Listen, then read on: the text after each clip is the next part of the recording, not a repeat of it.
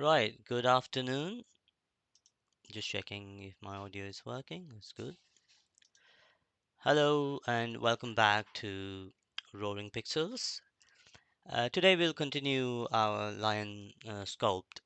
As you can see, I went ahead and finished the retopology.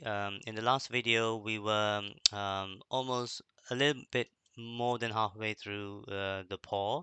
So I finished this paw, duplicated the geometry, and then did a bit of work to match it to this. It's not so great here, as you can see. There's some issues, and yeah, completed the tail and also did a mouth bag and ears as well. So I'm gonna bring this into ZBrush next, and also yeah, as you can see, there's some fixes that we have to do. So let's first do that. Uh, okay, just gonna check everything's good, and also one thing that can be useful is to do a cleanup, see there are any loose vertices because with polyquilt you may accidentally add some vertices or edges. So if you do that, nothing there, so that's good. And we may still have issues, but we can fix them in uh, ZBrush. Um, there are a few things I'm not fully like satisfied, and that's especially around the nose. If you look at it now, the nose is uh, like we have the shape of the nose. It's mostly, like the Tesla logo sign, but it needs to be this part needs to go a little bit under, and you need to get a little bit more of a cut, but um, when we do the next detail parts in ZBrush, if we think that okay, the geometry has changed quite a bit, we'll know exactly where to tweak, and we can make those adjustments right inside ZBrush. That's what I plan to do. So yeah, let's export this guy as an FBX and selected object, make sure it's that selected, and export. So that will apply the mirror modifier as well when we exported it by default. If it doesn't, obviously we need to check that, but let's say, yeah, okay. Let's bring this guy back in ZBrush.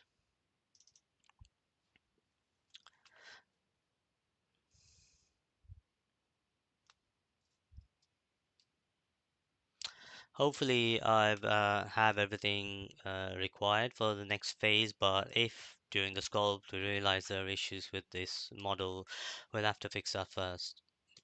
So yeah, fingers crossed. I'm gonna open my project. It was line skin 2 is where we were.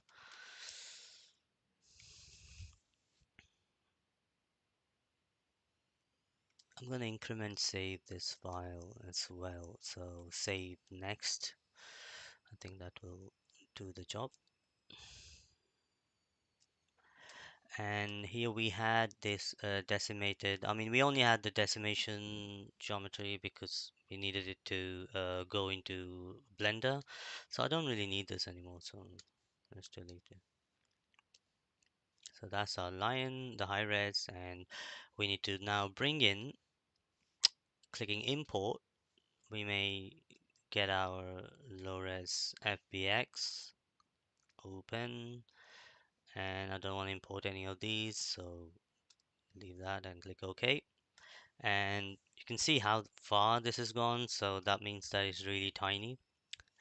And ZBrush has this habit of defaulting all the scale to its unit scale, which is if you go into geometry, is usually I think 2 units, which is size. So it's X and Z 2. So it tries to fit everything in that 2 unit box. the default cube that it has. And that's basically same as us trying to unify anything in the deformation menu. So, so essentially it does that, takes anything that you're importing and unify it. But as you can imagine, that's not going to be very useful for us if we were to bring it in. So let's say I append and bring the low res topology. And if I go transparent, ghost, uh, say here, that's how small and tiny it is. So we need to make it the same size as our high res sculpt, which is more in the physical scale.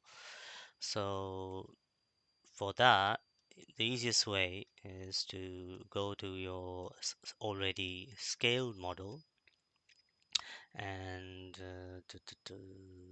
under geometry, we check the size for it. The XYZ is 60.149, so approximately 60.15. So I can come back here and geometry 60.15 and click enter, and that should match closely with our iris. So here we have to do a few things. Obviously, we want to project those high-res details onto this to begin our next phase of sculpting. Um, but with the few caveats, like I don't want to do anything, say, to this socket because this won't even exist in the final model. I mean, that one is either being extruded back or completely removed, and there's no real sculpting that we did here. So I'm gonna mask that off just to avoid any artifacts when projecting. And the other thing would be the mouth bag because we, well, the mouth bag was non-existent previously, and now we created it. So when we try to project it, it's going to cause all sorts of problems. So one way to mask that bit is using, yeah, we should first mask the mouth bag because the eye is easy. So let's just say control and drag it this way, drag down.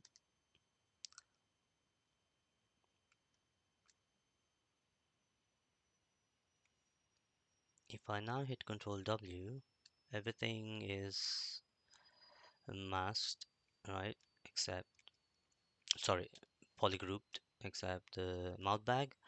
But maybe I could take one more loop into the yellow part. So if I do that and then change this to lasso and take away one loop, right? And Control W this, invert and Control W all of that. So now this is one polygroup and the rest is a different polygroup. And maybe I can do the same with the eye. So while we have a lasso still on, if I take away some of these loops,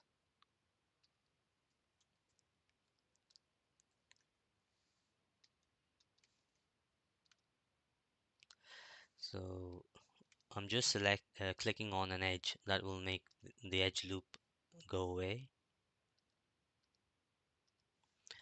And if I control invert selection, great. I just realized I didn't have symmetry on. So let's try that again. So wherever we can loop, we want to take anywhere that is loopable,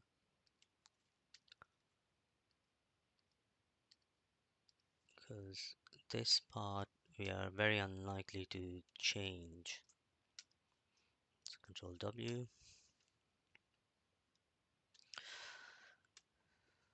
So that's a good start.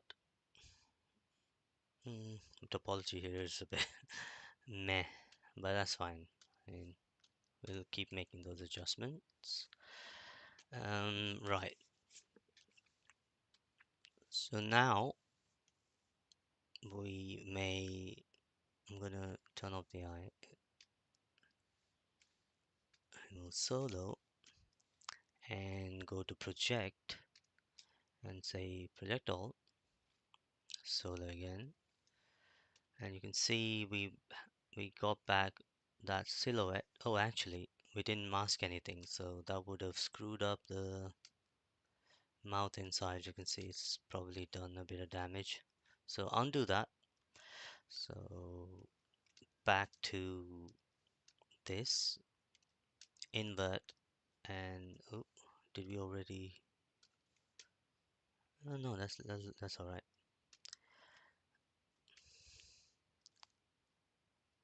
I don't recall having this extra loop here, but that's yeah, not a problem at this point, right? So that's mask. Now you say project all, and you can see there's a subtle change because our retopology really conforms to the primary forms, so we shouldn't expect a massive change anyway, right? So make sure to remove the masks because every time we subdivide, which is what we're going to do now, geometry and say divide, and once again,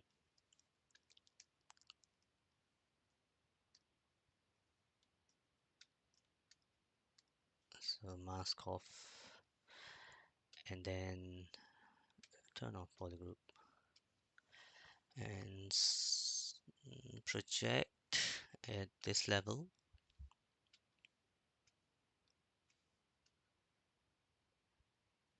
So that's looking good. Usually you will find some issues in the the corners of the geometry, but looks like we're doing okay so far.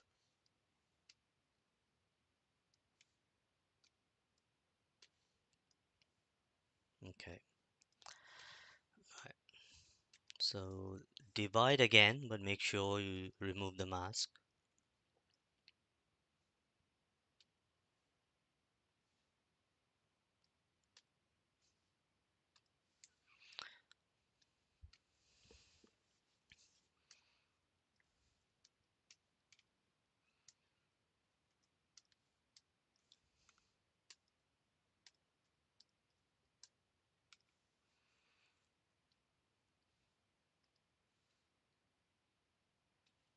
Project again. Did that project? I didn't see. Maybe it did. Right. And now I think the details that we have, it's yeah, we're not going to get anything further. So what I can do, and this is what I said in one of my previous streams, why I don't worry too much about the little bumpiness or the rough edges, because I can always come and divide this, oh sorry, remove the mask, divide this say a couple more times, and that will really smooth the geometry. And you still have all the definition from the high-res sculpt, and we are up to 44.5 million, which should be enough for what we're going to do next.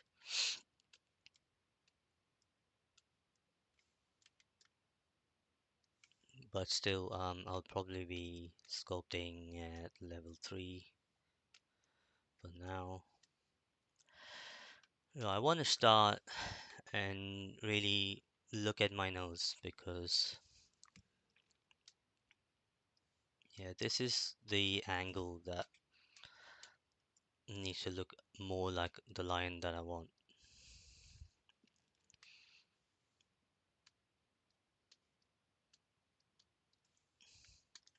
So always can come at a low resolution to do the moves.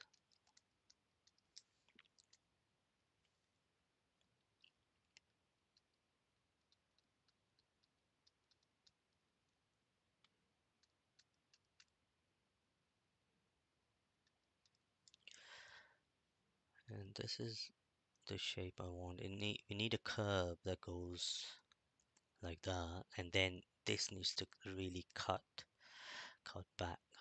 So, and needs to be a little bit sharper than the way we had until now, right? So, just gonna mostly move this around.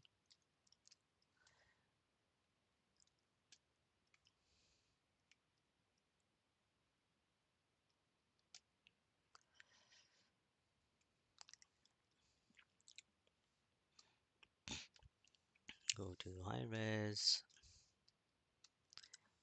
Just take the standard brush.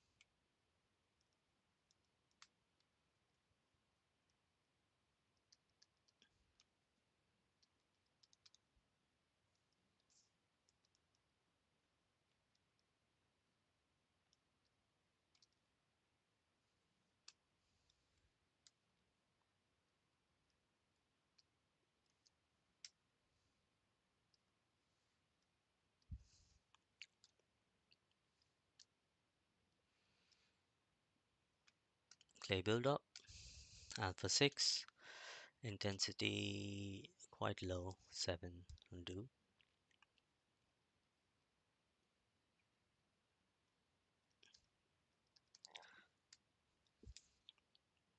So in this phase, we are aiming for realism. We have a model now that looks like a line base mesh. We need to take that base and really bring out an African lion from the savannah.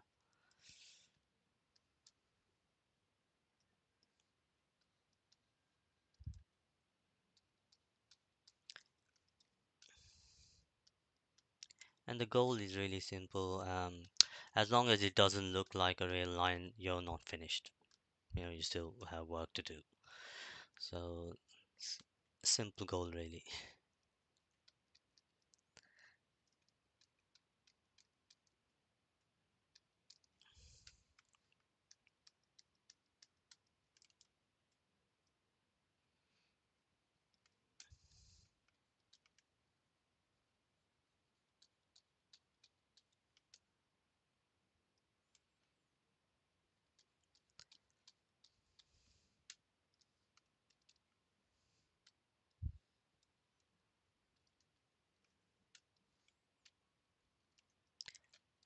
And when we address the topology again, we will need a separation here because right now this is all like connected geometry, but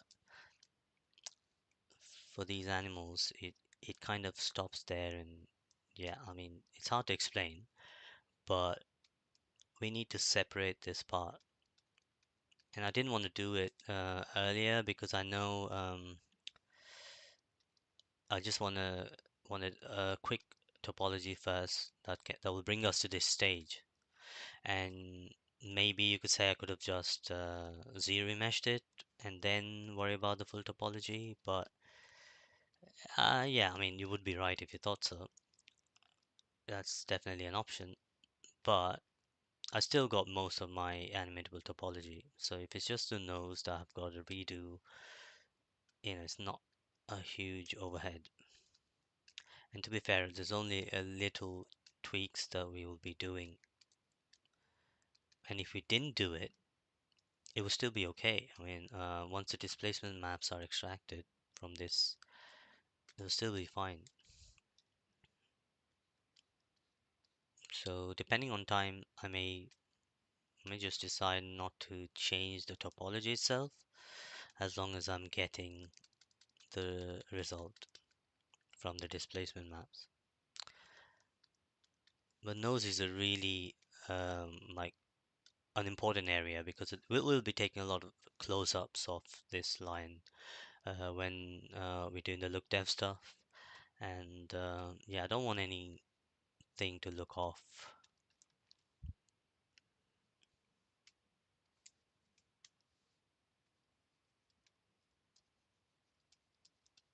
So yeah, we really need some geometry to wrap around this sort of.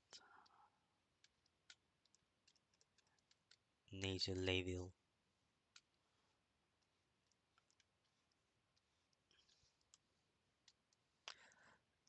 here, for example. So it's like you can clearly see the labial fold, which we didn't have in the primary forms stage. Well, that's another thing. I try to keep my primary forms simple, and I'm only thinking about the topology and the overall silhouette that you see in this area, which is why things like these would have slipped my mind at that stage. But now this is the purpose. We want each and every part to look as close to our references as possible.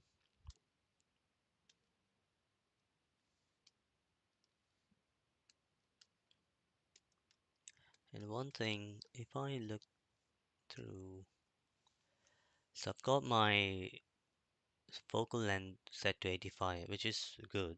I mean, I know most of the times this is the default, isn't it? You sculpt at 50, but because a lot of our references are shot with long lens, because I don't think a lion would appreciate if you went right to his face to say, "Hey, I want to take your photo."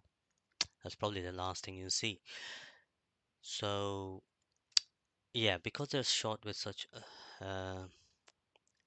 weird focal lenses distance, I think see, for a portrait, it would be something very low, right? You see how distorted that is.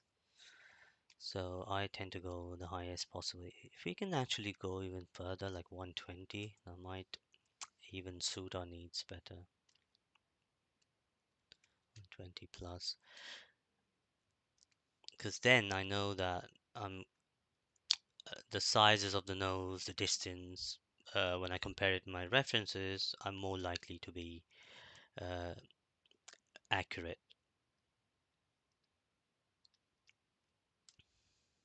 And this is something you need to anyway keep in mind when you're rendering as well, because when you render your model, you want people to, I mean, people always only looked at a line from afar, mostly in photos. So you want to make your renders to also match those expectations.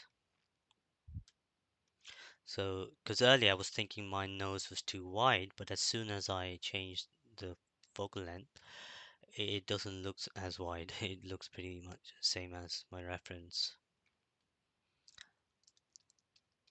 So yeah, it's not always you. It could be the viewport when things are not matching.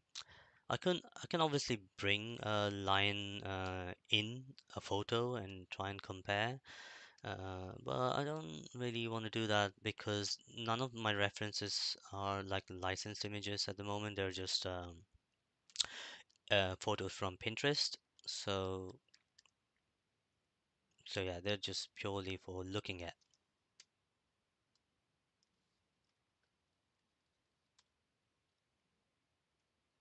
And I feel like it's just worth the effort, the practice when you're just looking at your reference on another screen, analyzing, and then come back and actually understand it rather than just putting a photo on top and almost like tracing. Nothing wrong with it, but for a personal project, I'm not that bothered. I want to enjoy the process. I want to enjoy um, uh, my knowledge that I'm gaining with every stroke.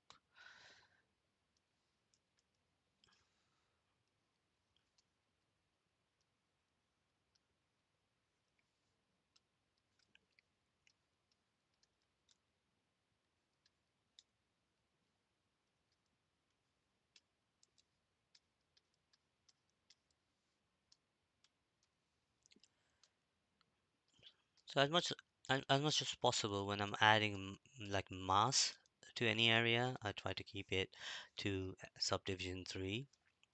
And if I'm really moving the pixels a lot, which it shouldn't happen at this stage anyway, then maybe go even lower. And only things like when we get to the veins and cuts under the eyes, that's when we can go to 5.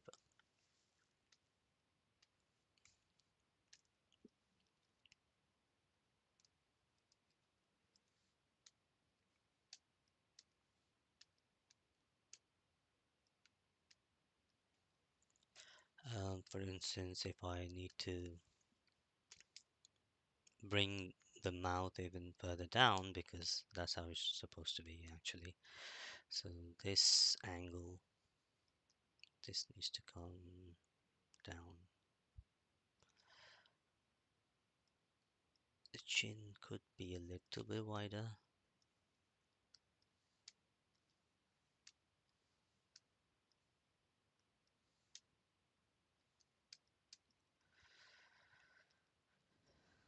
Another thing, yeah, this is something I noticed while you're topologizing, but I thought I'll come back to it in ZBrush.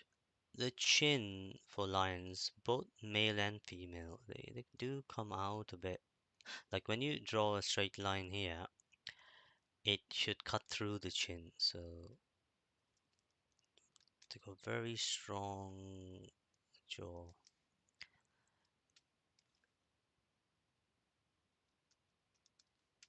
So from this angle, if you look at it, this will make it look really handsome. Well, a lot of references I look, at least this is the case. There are some female lions where this isn't the case, but most male and female lions, um, they do have it in front. But I have to say that that kind of takes into account the beard that it has. I mean, the actual fur. So with that in mind, maybe it's best to knock it back a little bit here, because we know that the hair is going to really be thick in this area, and that's going to change the silhouette. So I want to be somewhere in between, maybe there. And then when we do the grooming, we will make sure that the silhouette changes to what we discussed. So that's good. I mean, I can already see it does look more masculine as soon as we give him that little jaw. And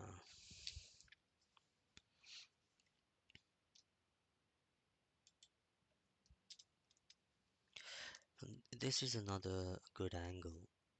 And if you want to keep coming back to a particular angle,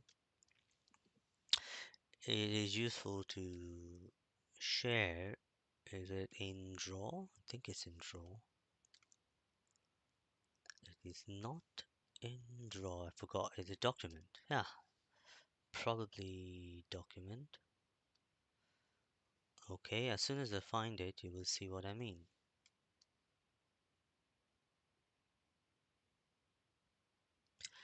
Probably edit. No, dynamics, definitely not.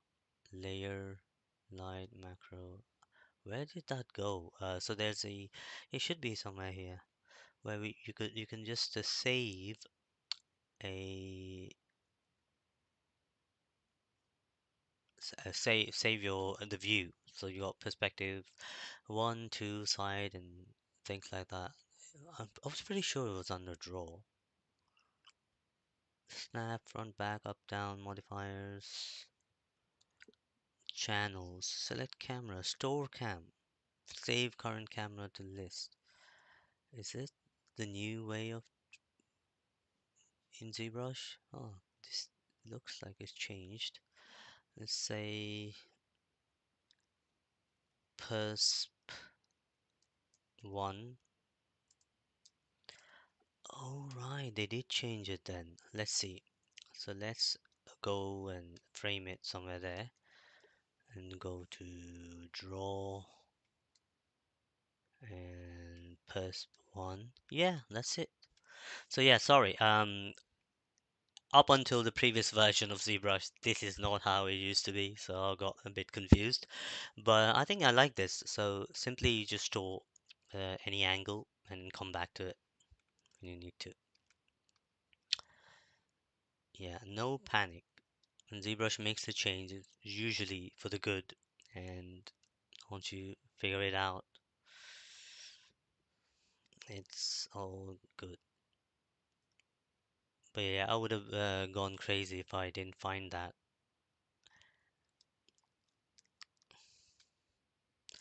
Yeah, so this is, I think, a little bit too high.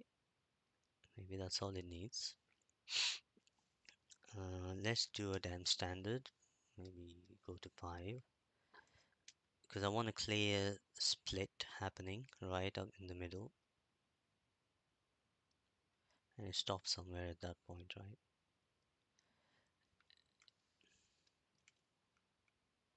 I'm just gonna make it a smaller brush. Take trim dynamic to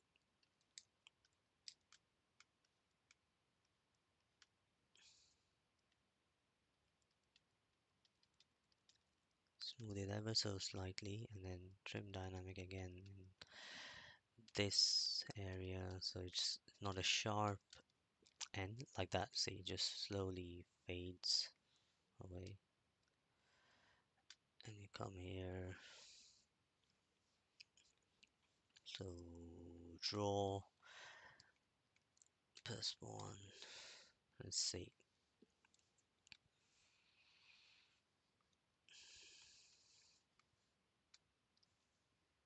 a few more tweaks in this area.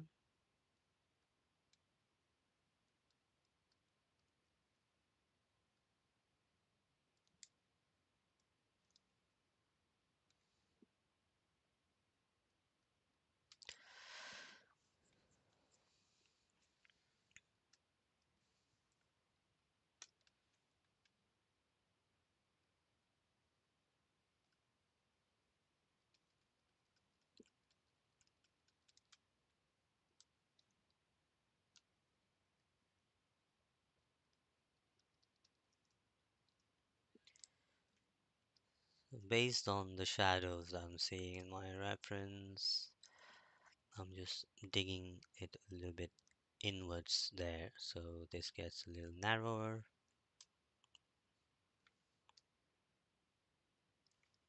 And from here you get a lot of flesh coming in to make it a bit more rounded.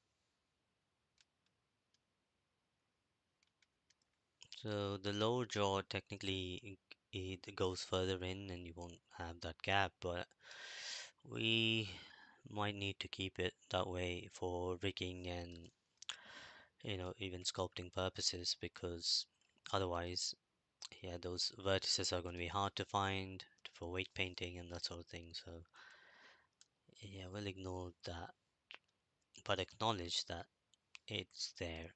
It's supposed to be there for when we do the look dev. Mm, eyes.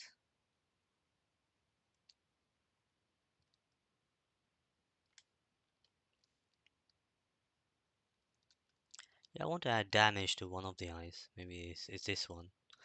Um, like the Scarface line, the real world line. Because almost every line has damage, and a lot of times it's around the eyes because they dig the nails into each other, trying to blind the other in a fight. And lions, both male and female, are always in fights, whether it's from the prey or in male lion cases, usually the other male lions from in and out of the pride.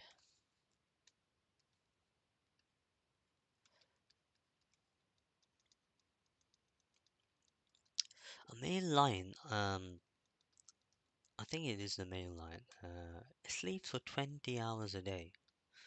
So whatever it does, all of the energy is spent in just 4 hours. I mean, I'm sure eating all that meat takes a lot of energy while it gets it. And because most of the hunting is done by the females, I'm guessing they don't sleep as much. But boy, it just amazes me to think, is is it just the eating and the fighting? All of that happens in just 4 hours in a day. Yeah, I'm a little bit at a loss what else to do with this eye, so let me get a different reference. I wish I could show you my references, but basically I'm just trawling through Pinterest. I didn't do what the pros do, which is, have a pure ref board, and I don't know. I mean, I did use pure ref before, in quite a few projects, but lately I just feel too lazy to organize the references. I feel like just go through Pinterest and pin a few, and then just, yeah, because I have it all organized in Pinterest, at least it's something, I guess.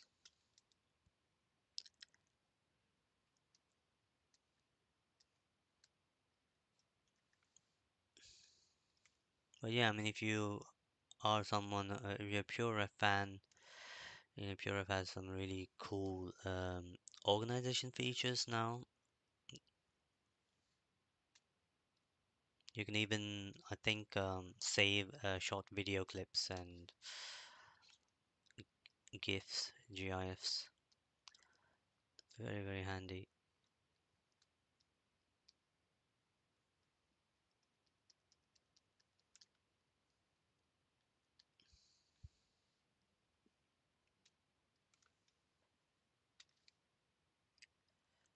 And yeah, my Pinterest is actually on my second monitor, which is connected to a second PC. So, and I'm sculpting on my laptop because it has better specs than my PC at the moment. Well, I might get a new one soon, so, and then it'll be easier to just have it all in one, and I can keep showing you the actual reference I'm looking at.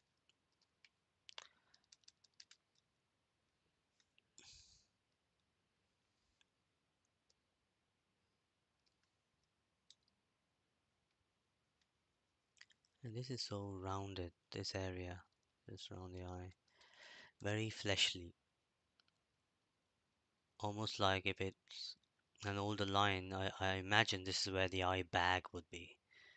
Not so much under the eyes, but this is going to get really baggy.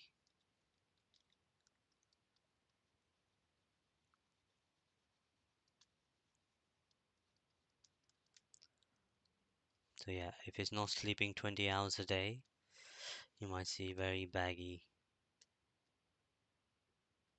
areas around here.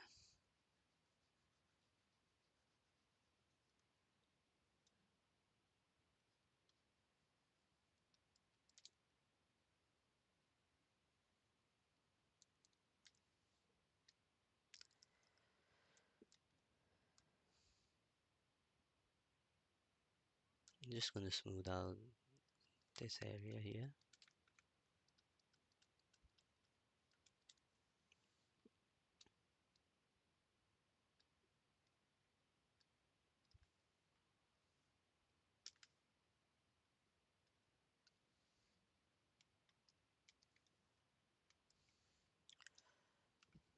Now in production, it's common practice to cut up the models and go really high res. and then reattach them. But I don't think I will be doing that uh, for this project, and that's mainly because I'll have enough geometry for the grooming with uh, this polygon here. Maybe I might go one more level up, and that's all I'll need. So I don't really see a need to go that high res. If it was a face that has no fur and the details you really want to make it super high res, yes, there is a use case for that.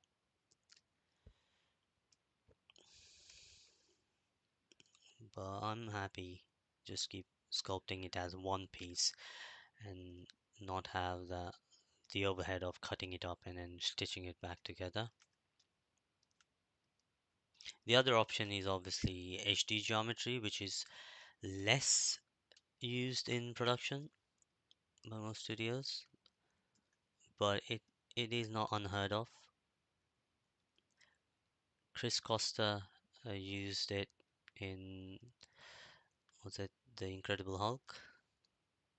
I think it was, and a couple other Marvel, not Marvel one, sorry, it's the Kong Skull Island where he did the surfacing, the texture, or I mean, it's texturing. I think they call it surfacing because there's a little bit more to it than just albedos, right? So he was a surface artist on that movie, Kong Skull Island, and you all know how incredible that model was, right?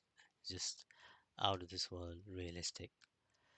And Chris Costa said in an interview that he used HD geometry,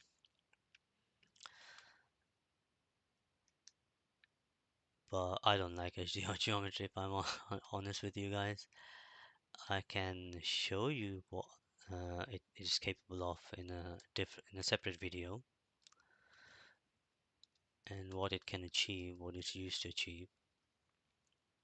But a more standard practice is to cut up the model. And you can see that in the breakdown of the Lion King, or is it the Mufasa? I think Mufasa. Uh, it's on ZBrush's official channel, I think, where the artist shows you the process of cutting up and then stitching back. Or at least they talk about it. They don't show the stitching back part, but yeah, we can see the process in there. So that is the reason for mentioning it. That is because I'm not likely to do that for my line, at least not for the initial pass.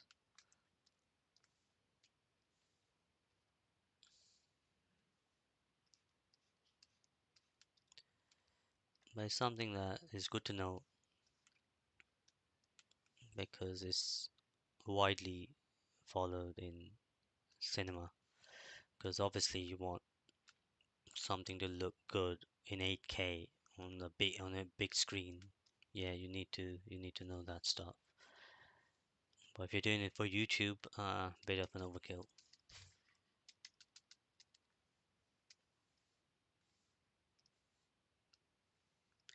Okay, how's the face looking? Always zoom back to see where we're at. Yeah, he will definitely get there. It's already looking more and more line-like. Right, so just gonna save the project as well. And you can see how much of the muscle definition we just got just from the retopology and a little bit of projection. We didn't do a great deal, only 3 levels of projection and then 2 levels of just subdividing it. And it looks pretty solid. All the bone detail is good. So yeah. let's focus on the face, 'cause that's the goal for today.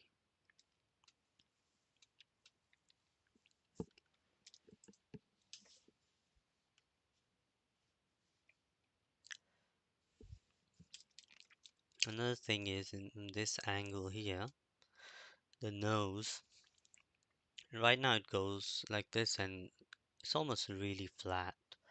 But a lion's nose, and same with tigers, they're very rounded. So from here, this is something that Aaron Blaze talks about in one of his drawing videos. You know, when like I have a one of his courses, drawing big cats, where he mentions how like deceptively rounded this form is. So let's bring it back to that view. Again, Aaron Blaze is one of my favorite teachers.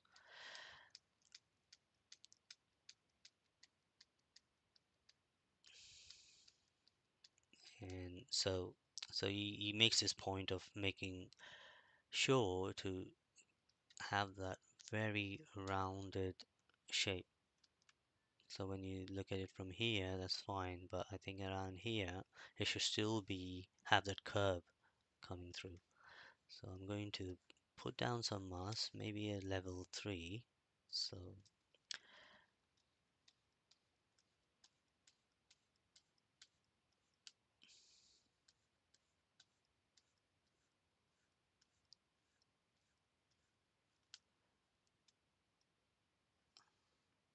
let's zoom out. So yeah, you see now you have this, it's protruding out and changing that silhouette, which is much better.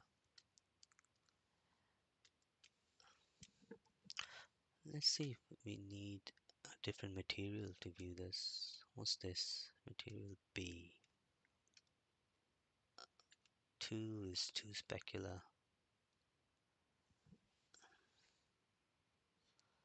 Soft plastic.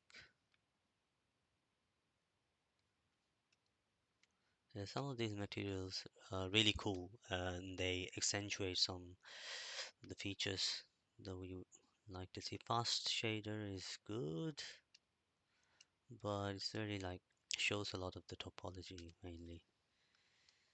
Quad shaders. There's one thing that's green sun monster clay. Yeah, that's the one. Monster clay green, monster clay something, and then monster clay brown. Let's try one of these. Yeah, green. Green's very much like the gray, but it gives a very clay-like look to the model. So that angle is okay.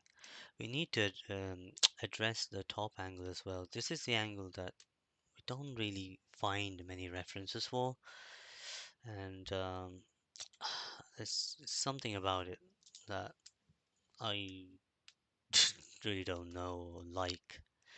Maybe it's because, or maybe you just have to trust the anatomy because we did all that work on the skull and it does look good from every other angle. Then just trust that that's how it looks because all the references that we look at are for lines with hair, and we are at a stage where we don't have hair, so you have to take that into consideration. Just gently adding form in every angle. So where's my line with the... I have a reference for this angle, or maybe I don't. Okay, let's go back to this angle.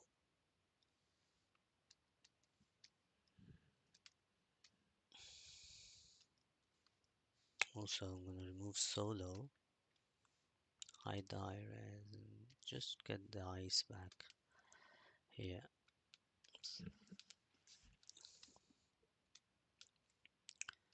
Okay.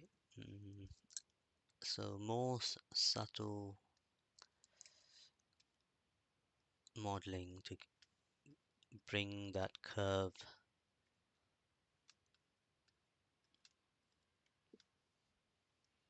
that much, and then the zygomatic. So this needs to come out further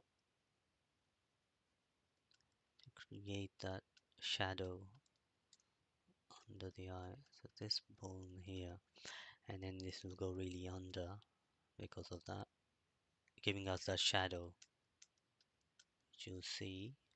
So I'm sculpting here, but I'm looking at what's happening on the right. Right, I want that angle. So slightly smaller brush. Let's see if we can get it.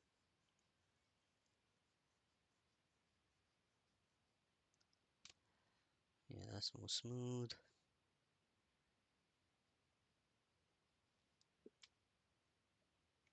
So,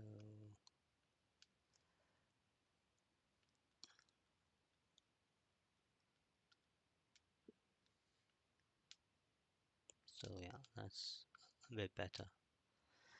So when I look at it from the front view, I have a bit of that shadow happening.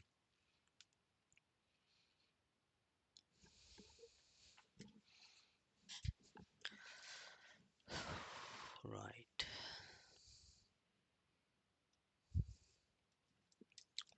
Some of the references suggest that the ear could be shorter in height, make it another like give the U. But I like the little stylization happening because this guy's gonna have massive hair.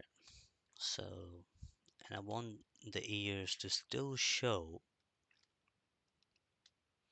and not be completely buried in the mane. So let's leave that for now.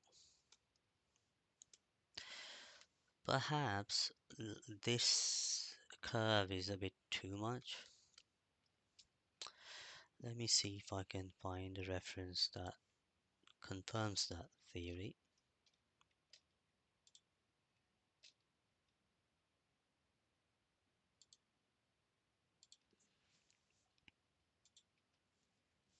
Yeah, this part I like the most because it really forces you to observe your creature or, well, your reference and learn and just just challenge yourself.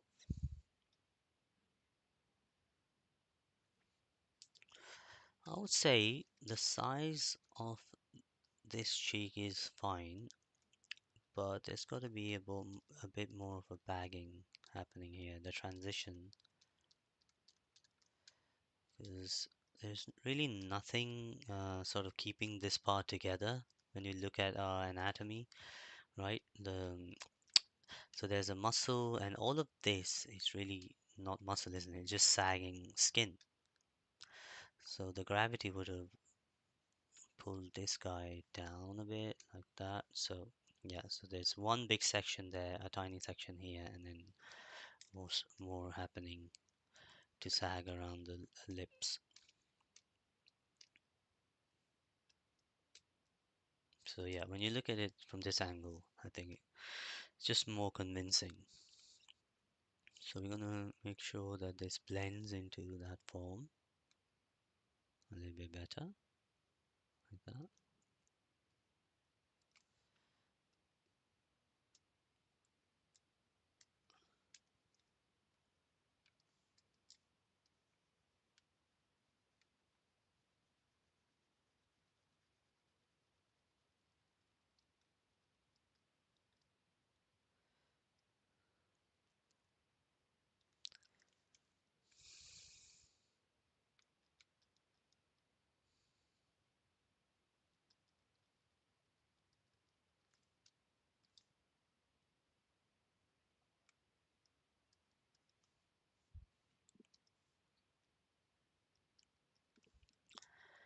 Yeah, okay.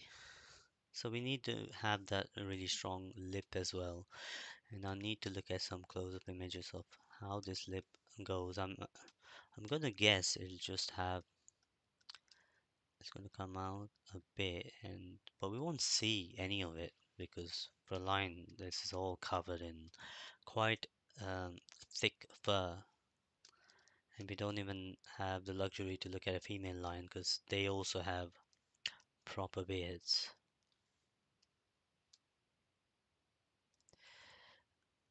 So I'm just going to make this aesthetically pleasing by rounding these lips because they're quite flat because my retopology of this was just really basic.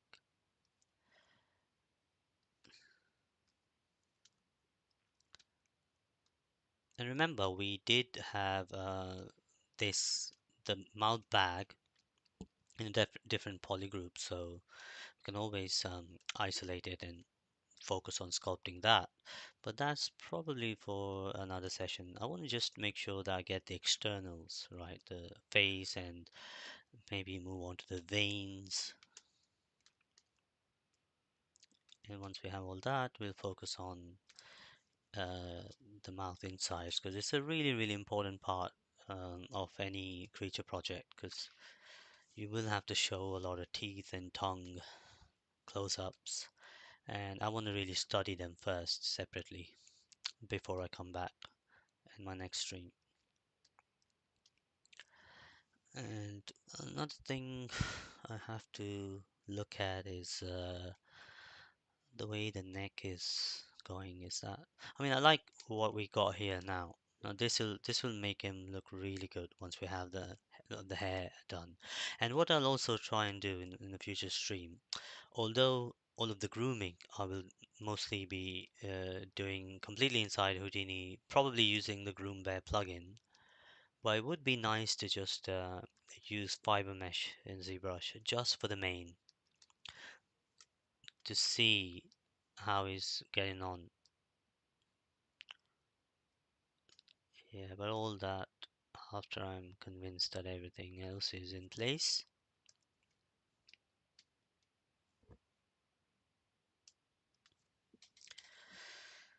Okay, so I'm gonna get another reference. Give me a few moments. So for this part, like the neck, I've got to get a lioness, obviously, right?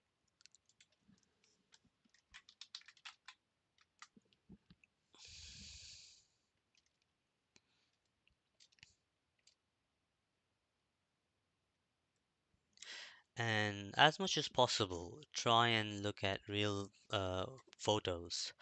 I mean, right now, if you search anything anywhere, you get a lot of AI slop, and I'm just looking at a bunch of AI generated images, and gosh, what do you want me to say about them? Yeah, try and avoid them because not because they're all crap. I mean, some of them are good enough. They give you the information you're after, like the shape of the eye, things like that. Maybe you can get away. But yeah, when you're trying to make something realistic, you want to look at real lines, not AI lines.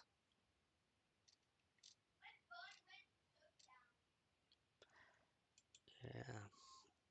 Mm, yeah, it's hard to get any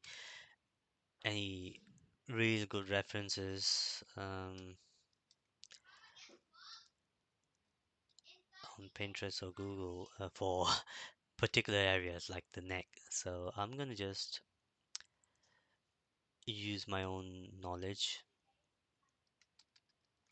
and understanding so far because I want this neck to also be kind of saggy because I think it does sag quite a bit under all that mane because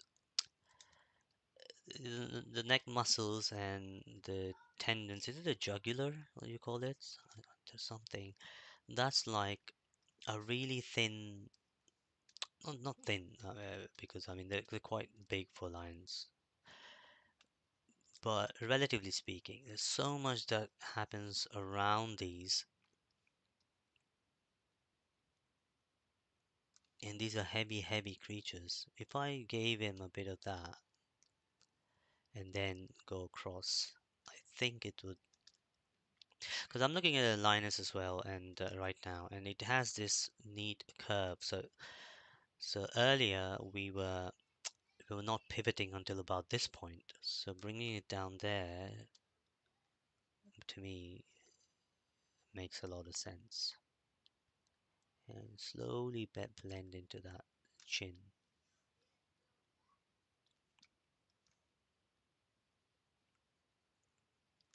One thing I'm really enjoying ever since I started this project is watching every documentary that I find on YouTube and on BBC about lions.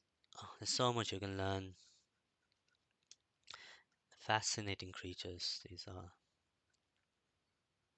And that's something I recommend you do as well because you you you you tend to learn more from a moving creature than the photos and stills you find on Pinterest. Like your subconscious is like gathering all of that data, and that's how the best of the best artists, they're so good and so fast at sculpting any creatures because they really understand the creature itself, you know. And this is the sort of thing that it just comes with practice, and you'll have to experience it yourself to understand what I mean.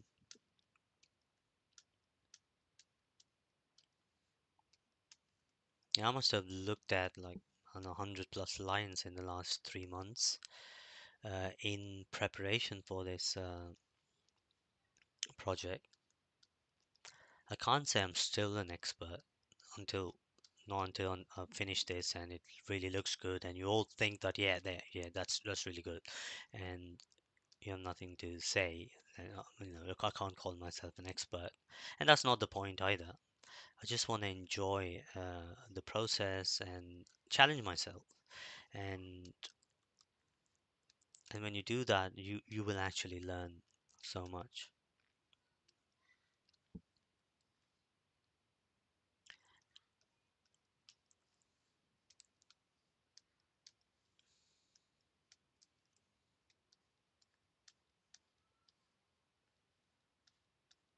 Once again, this is not something you will see, but I think it's kind of obvious because there's a muscle there. And we also have the luxury to look at our anatomy once in a while, see what's supposed to happen. We could probably give more flesh there. Let's go to transparent. So yeah, so there's that muscle for the neck.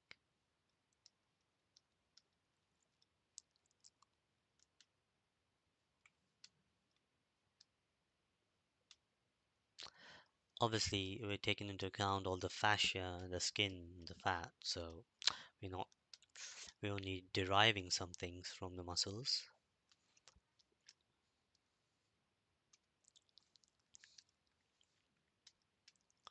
And to be honest, my facial muscles were so approximate. I don't really trust them 100% because what I see right now, I like. But since we have that, let's see what happens if I give a little bit more mass here.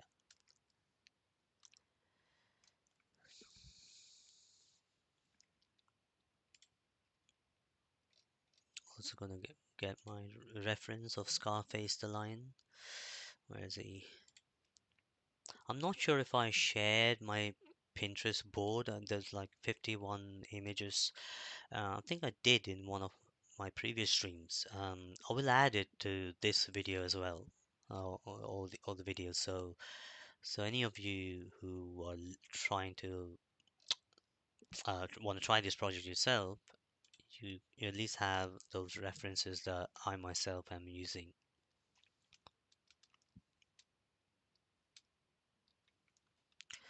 So I see that this.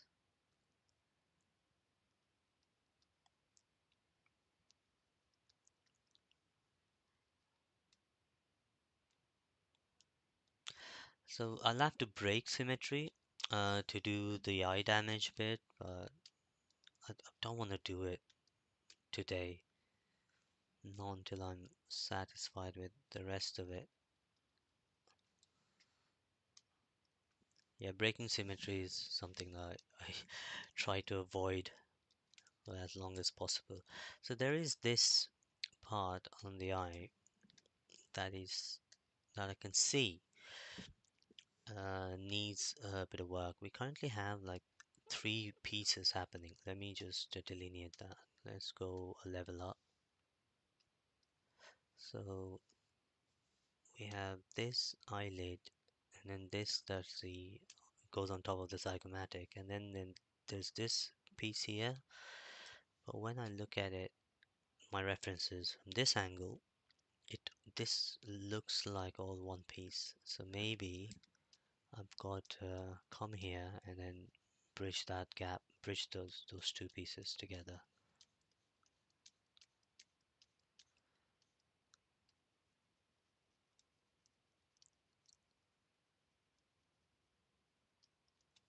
If I look at it now, yeah, that's close.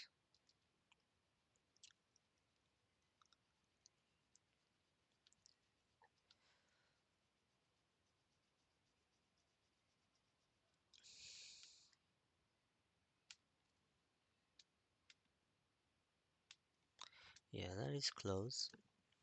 And there's one other thing,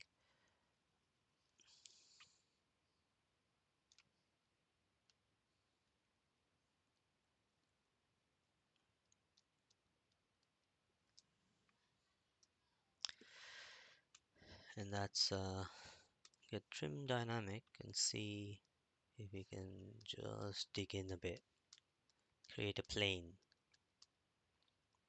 there. So the plane change, I want it to be a little bit more clearer,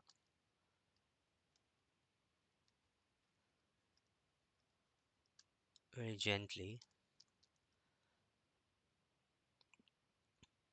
And this would also be a bit more subtle, right?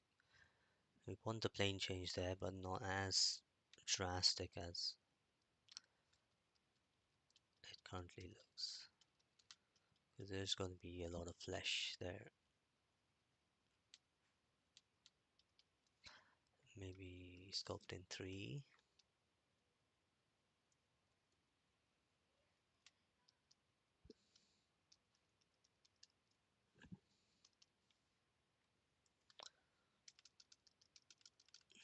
Let's tap it. Zoom back. So I like what's happening here. I like this, yeah, this line there. And from perspective, we have that and then that. This is these are the cues really. So the eye is sitting in the right place. So let's just make it, yeah, make it more obvious. So add more flesh around the bottom lid. So you get clearly see that crease.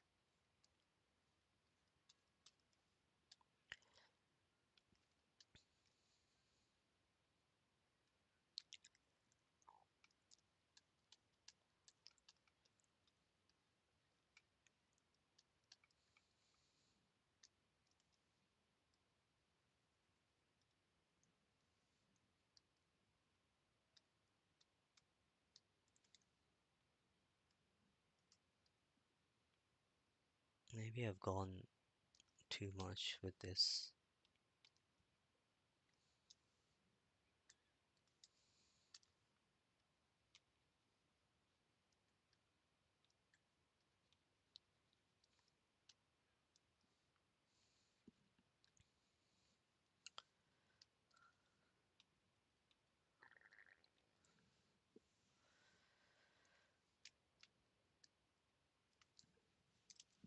from the front view, where I need a front face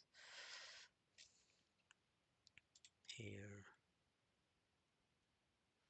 Hmm. So the more real lions, I don't, I mean, trolling, filtering all the AI slop, they don't seem to have such an obviously neat shape around this eye. So this one is supposed to be a little bit at an angle, and then we can get the build up to give us something like that, and then turn away. Right now,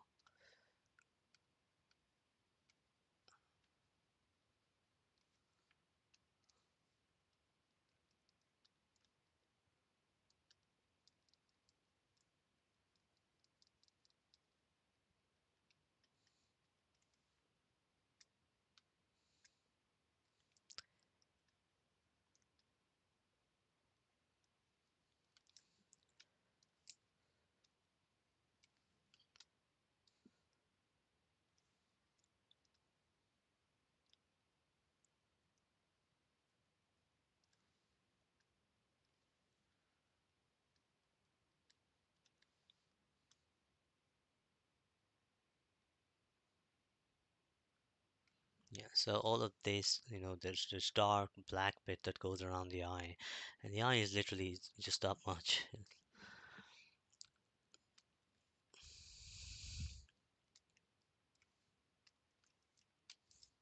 So I want to make sure that this is very, very clear, the lid, and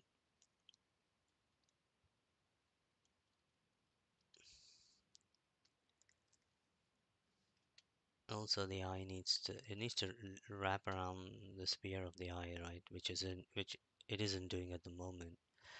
So so this is fine, but we need to bring this in a bit carefully.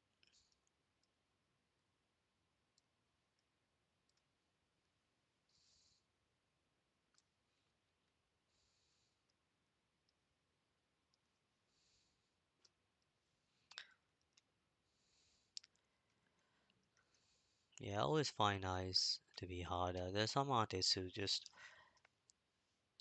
spend so little time on it, and it's like it's already there. But for me, I need iterations. I do few iterations before I can say I like what I see.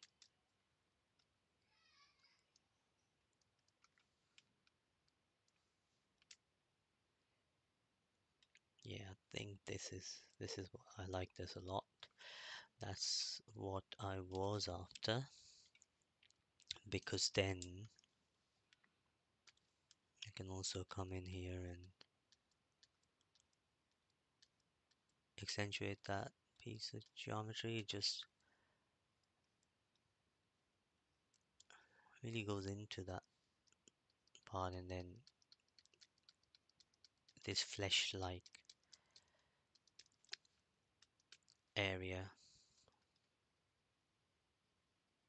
the eye bag, and then the plane changes. So there's another, there's one thing that happens around, I think, this area, which I think is just a color. Like when you look at a line, there's a change in color, but I've also seen some artists represent that with a like a depression in there. So they would do something like this, and in the sculpt, it just looks like you see something. But I think that's just because in traditional sculpting, there's no way to convey that there's like a change in color and the way it looks, and it does look good when you zoom out, like in plain ZBrush clay sculpt. You're having that there makes a lot of sense. It looks realistic, but in reality, I didn't find any evidence that that's the case. So it's just that the fur in that area, there's like an eye drop, not eye drop, like a teardrop or water drop, like shape, that happens. That just has a different color to the rest of the fur. So, so in terms of accuracy, I think we shouldn't have any anything there. But if anybody knows differently, do let me know in the comments. But I'm positive there's it's just a plain flesh and with just the fur in that area being of a different color. But if we do sculpt it, it's okay, I guess. It's still it will still look like a lion. But I'm gonna go without it for now. And another thing, obviously here, we just gave a little cut, right? That also doesn't sit well with me because this needs to come down as one geometry, at least the reference I'm looking at. So this needs to like overarch on top of the lower lid from here. So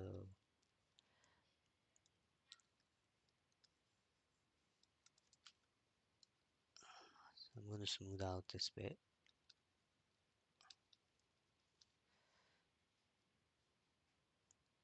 So if you look at it now from this angle, and maybe this also could demand a little bit of a change to the topology.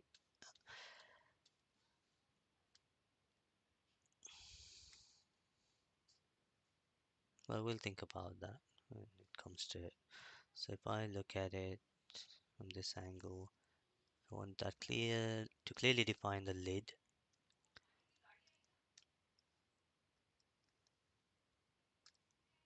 And use trim dynamic to flatten it.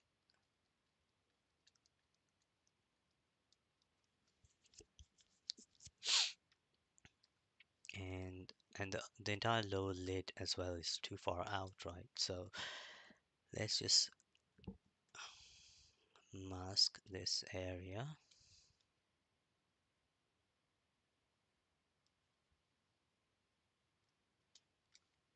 smooth it a little bit, invert, mask that,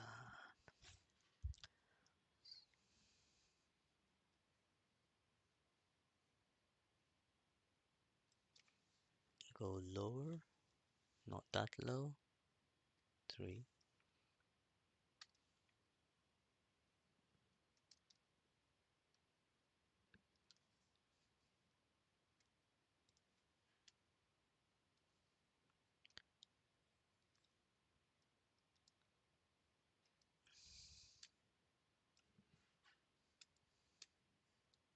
Yeah, that looks a little bit better from this angle.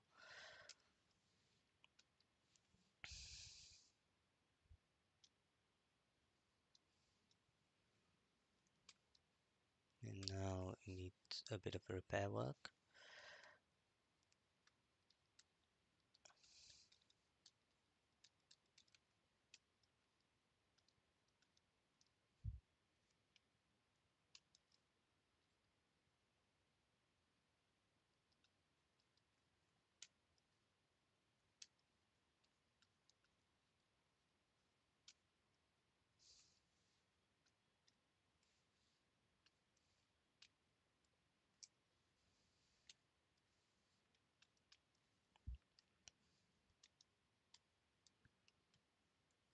Okay, so dam standard might help with this. So want to, yeah, have this come down this way, right?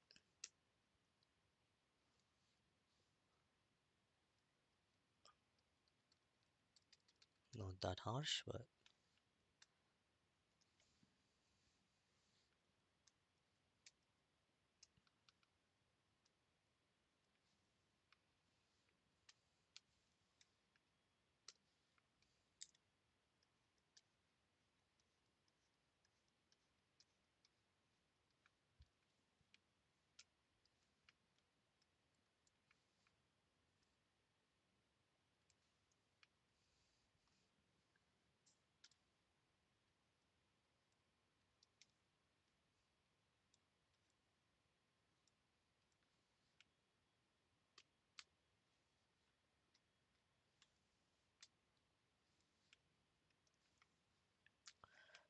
dynamic.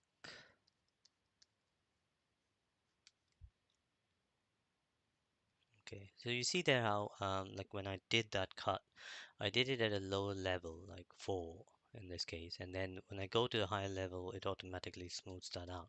But if I did it at, say, subdiv 5, I have to be really, really accurate. And if I'm not accurate, and yeah, and say if it's quite jagged, then I'll be struggling to smooth that one out at subdiv 5. So really, the highest subdiv is mostly to smooth stuff out and just viewing, and I never use it for actual sculpting. And the other thing you use it for stamping, like if you're doing pores and stuff, yeah, that's when you're justified to be stamping those at the highest subdiv, but really nothing else. So 4 again.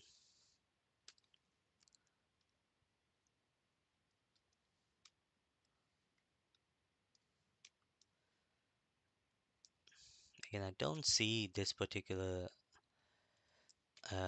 bit of geo in all the references, and that's again because of so much fur covering all of this area, right? So some of this I'm just going by little cues and just the understanding of um, anatomy, whatever my understanding is, which if it's wrong, well, it's wrong. But I'm gonna have to roll with what I know for now and keep learning as I figure stuff out.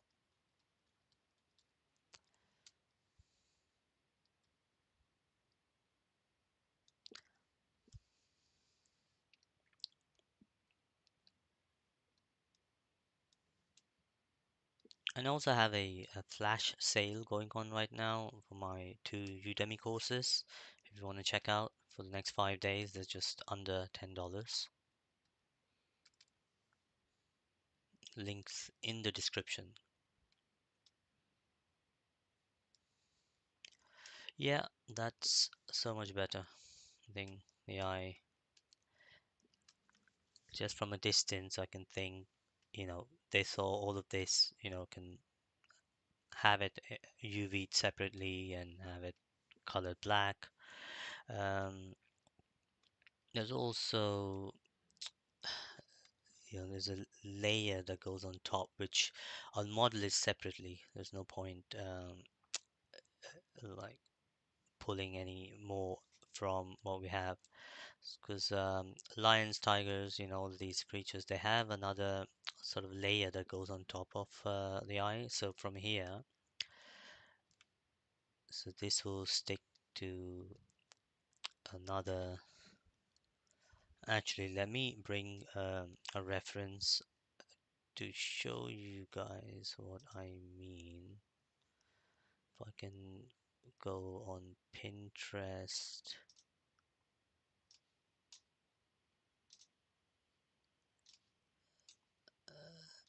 let's close all that.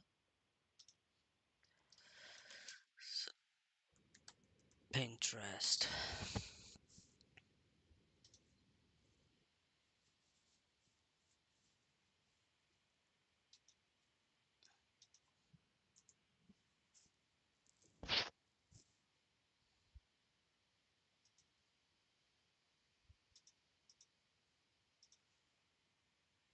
So this is the board, and there is an image.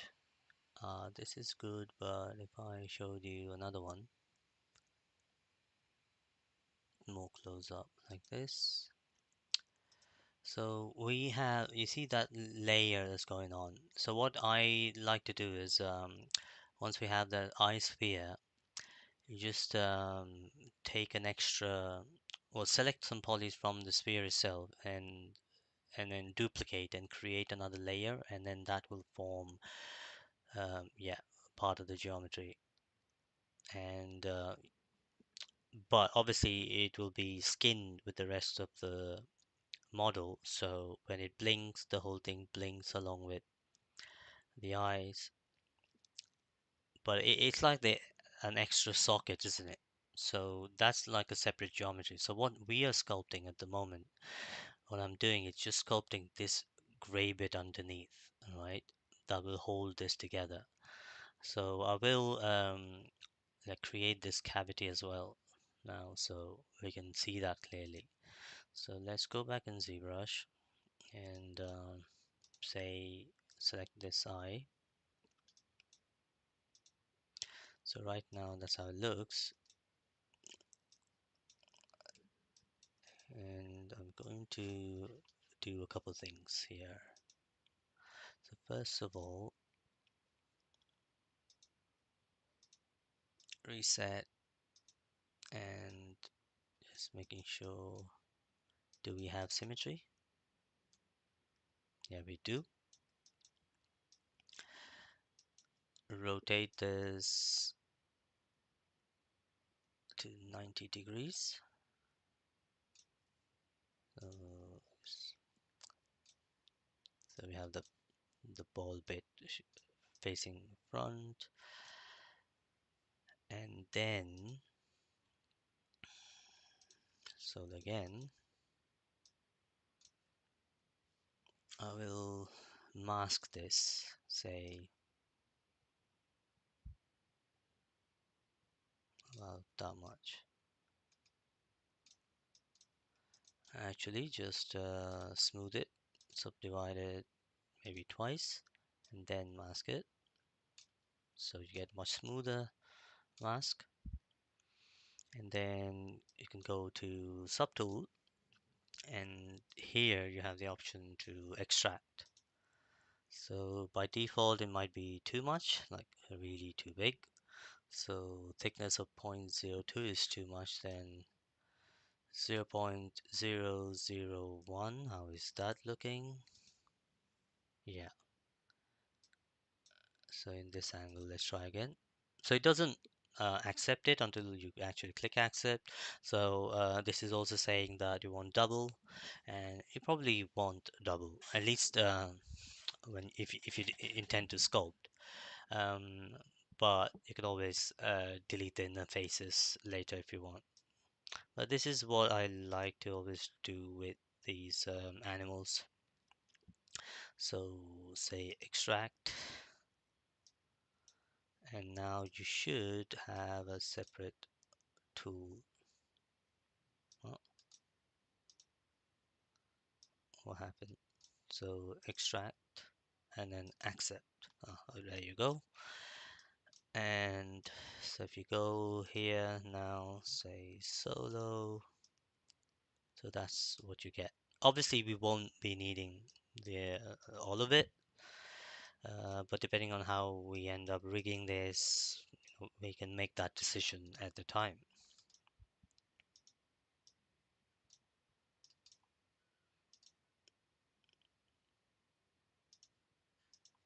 So what this will do, at least it will help us visualize our eyes better. So when we come back here,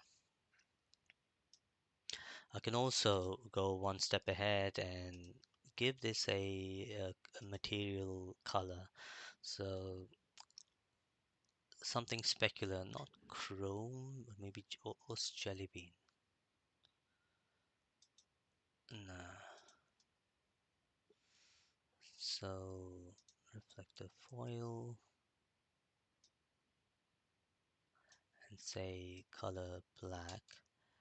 And for this one subtool, we can do mRGB, and there's an option to fill, which if I don't know if I remember, under color, so fill object, right? And then you see that brush thing turns on, and now I can go back to my original material, maybe just do madcap gray, and now you have that. So you can see clearly that there's something there, right? And this will allow me to like sculpt around it, or just the way that should be.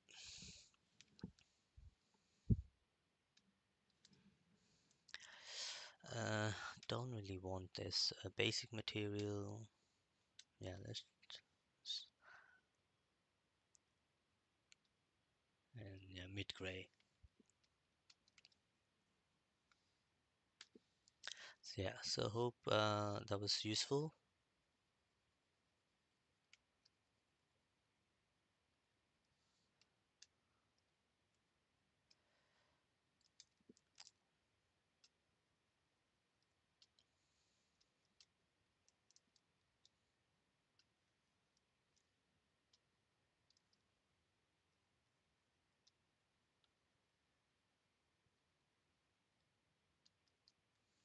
Yeah, and all of this is really subtle. It's not like in one angle it's quite clear, while in a different angle it just gets cut out due to overlapping skin. So I want to have this angle where we can clearly see this happening.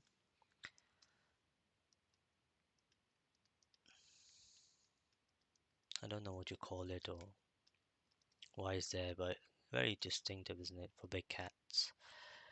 Gives them that character.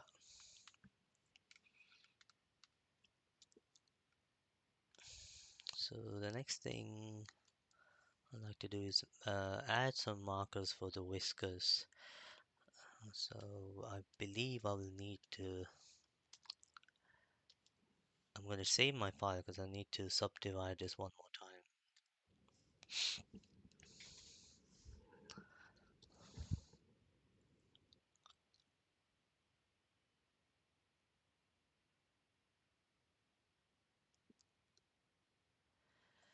Okay, so so we have 5 and we divide again. There's 14 million. It's still not a lot. 14 million sounds like a lot, but for a zebra skull, it's not a lot. And this is why in production, they cut out the models so then you can get to 50 million per area. So the whole face could be like 50 million, but I just don't. I mean, you can clearly see. You can see a line already. Then you don't need to subdivide anymore.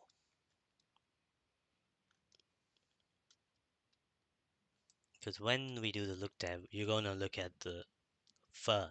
That's all you're gonna look at. You're not gonna look at any of the tiny pores that I might sculpt on this 50, 100 million dense polygon, right? So with this one, let's do a drag rect. See, so say that's one pore.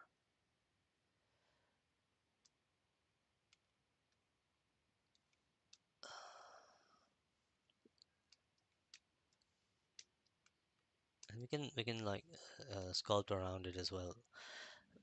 And I don't know exactly how many of these, but I want to have one per the dark spot, right? Um, for the fur. So, and I think they're fairly close together. So let's undo the two.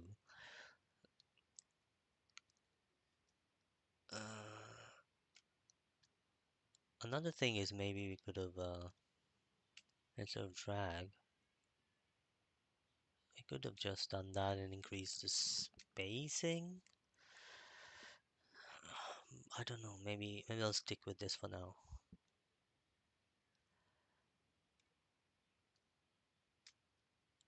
One, two, three, four. I'm gonna go one more.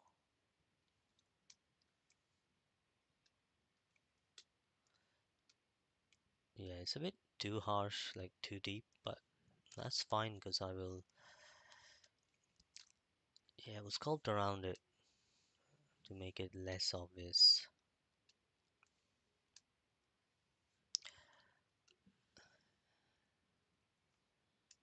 And this is another thing you won't actually see. What you see is the the colored fur underneath, but it just gives the sculpt some character when you're presenting it.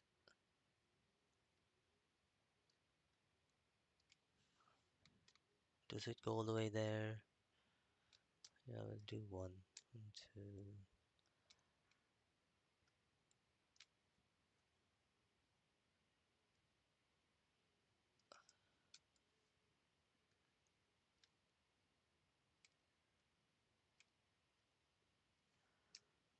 Okay, I am exaggerating, but intentionally.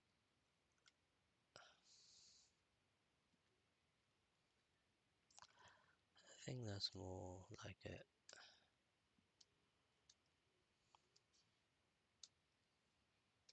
And now going back to even lower intensity, maybe 4, because we are at a very high level. Just gonna make it a little bit subtle, but also change the shape of him slightly.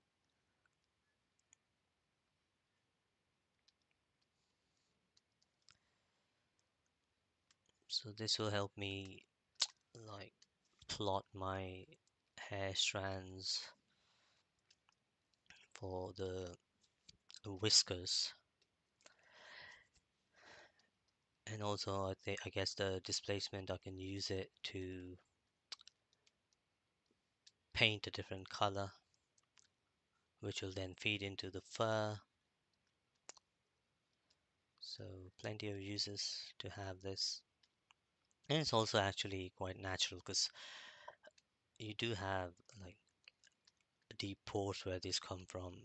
The whiskers are very, very thick. They're actually tubes, you know, very thick hair. Like you should get away with just uh, plotting them here in ZBrush, which I will be doing it. I'll be using curve tube to um, add some whiskers right here. But when we do the grooming, it'll be hair strands, just thick hair strands.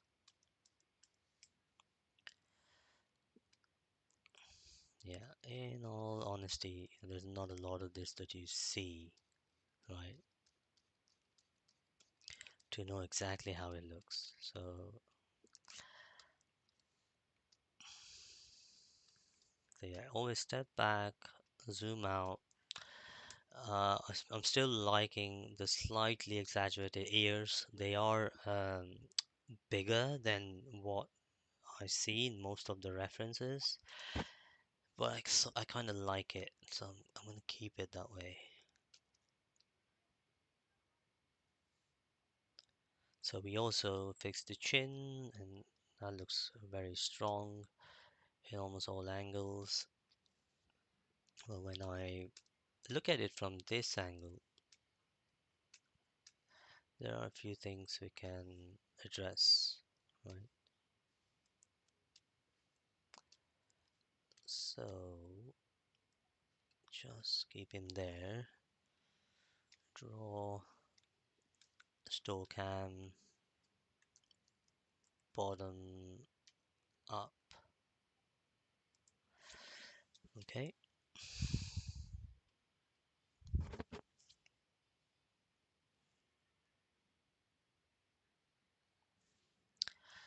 Okay, let's go low res.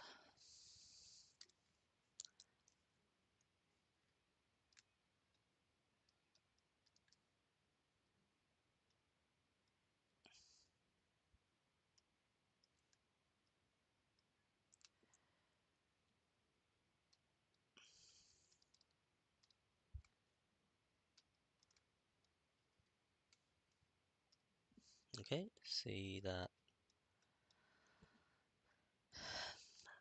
and just the way the nose looks from this angle. We want the rounding to happen here, but this needs to then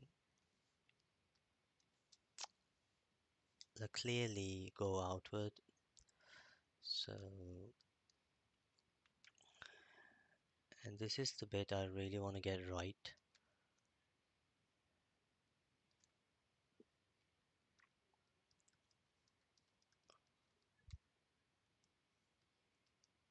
So the nose starts here. So let's take dam stand just to delineate. So it needs to come down here, but then it needs to cut back there. So if I drew a line here, oh sorry, uh, dots. Hmm. So that's what it needs to do, and then that needs to go wide. So there's clear. So take the standard brush and click Alt and dig it in, and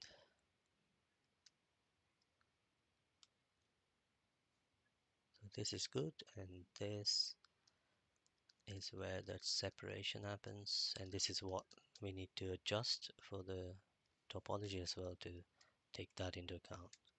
So it needs to be as clear as that, but obviously we'll reduce the gap. So from this angle,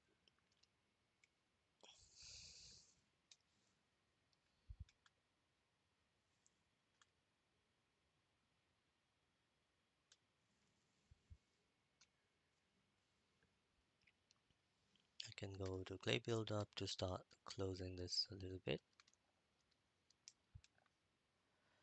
And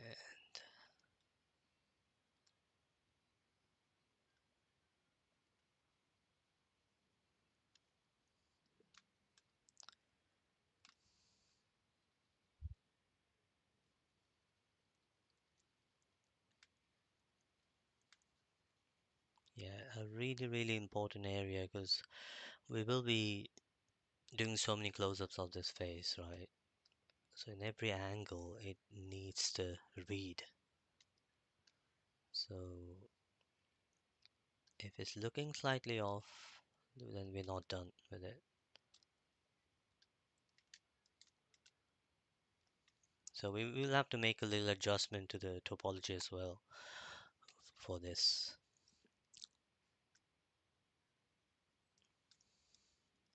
Because when we did our topology, we didn't have this geometry, so naturally,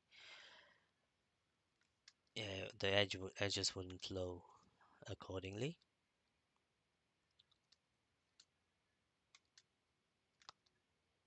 Okay, yeah, that's a bit better. I can take trim dynamic maybe. Oh, also when to use trim dynamic, especially trim dynamic, we really need to check auto masking back facing is on.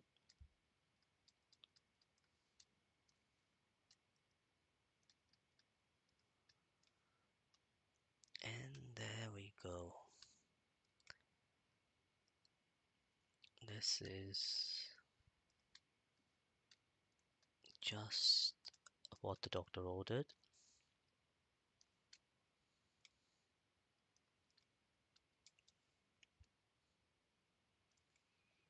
And I can go down to level 3, and if required, bring this slightly down and make it a little bit more rounded. And from this angle, it should actually that is fine, but maybe bring it out in this,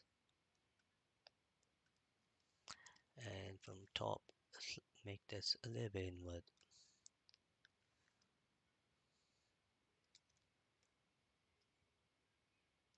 Yeah,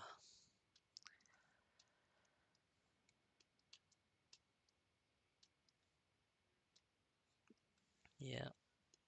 Now it's you can say that what we're looking at is definitely a lion. And just to make just a case of now making him the lion, that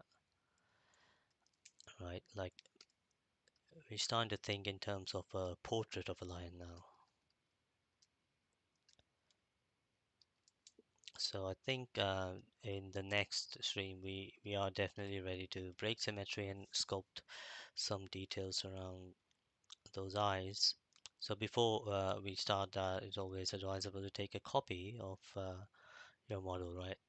And finish every other detail possible, like veins that goes around the forearms and the back leg. All of those are going to be important because in your presentations, they show up, especially if I end up doing CFX for this. I don't know yet that definitely will, but I mean I will. I just don't know when.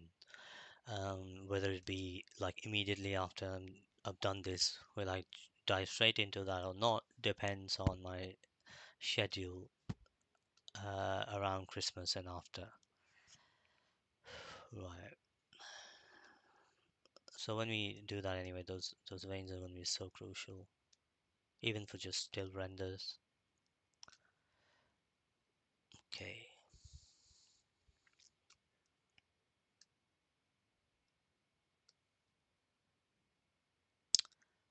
Just thinking what else we can do. I think I'm done with the face for this session. So I'm looking at these legs.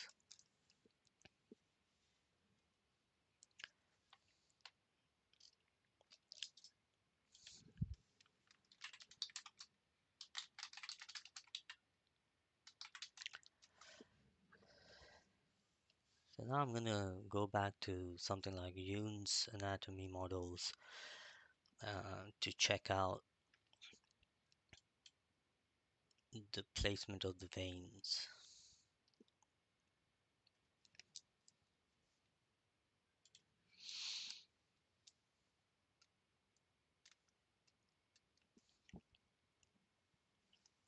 Just gonna do a bit more work on the forearms before I lay down the veins. Want this to be more rounded.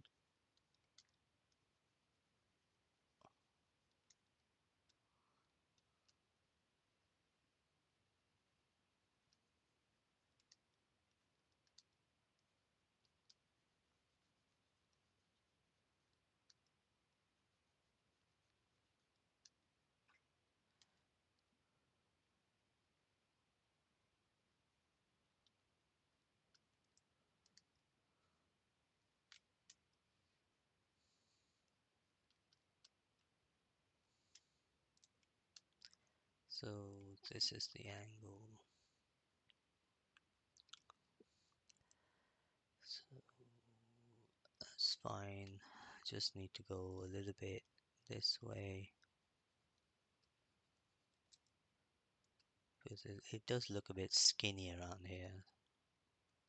So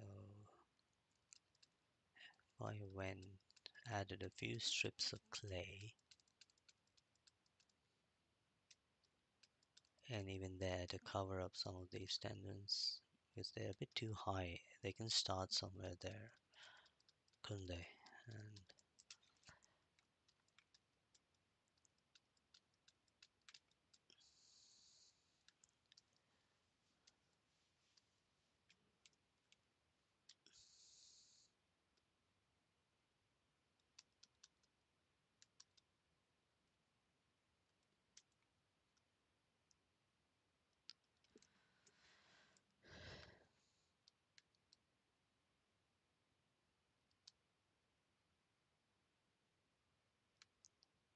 And that actually looks stronger.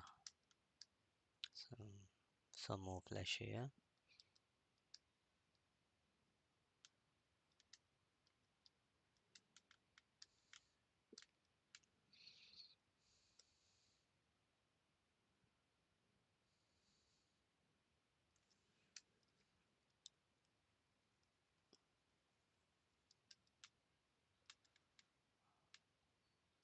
More here.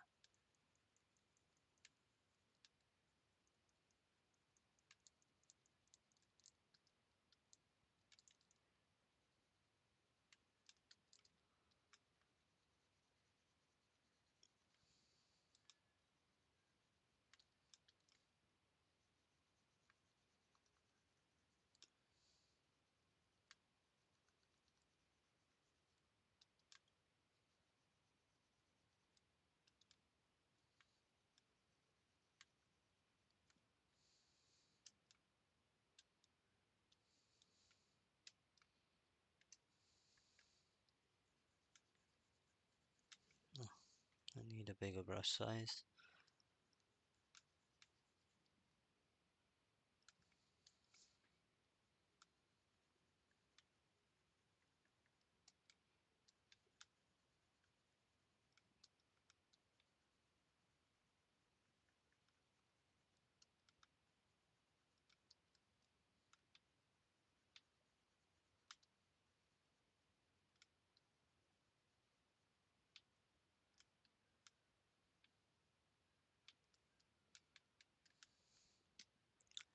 Yeah, what I was trying to do is change this silhouette to be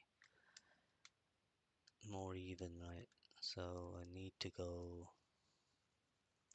like there was this sharp change earlier. I want that to be more subtle, which is why I'm adding a bit more mass in some of these areas.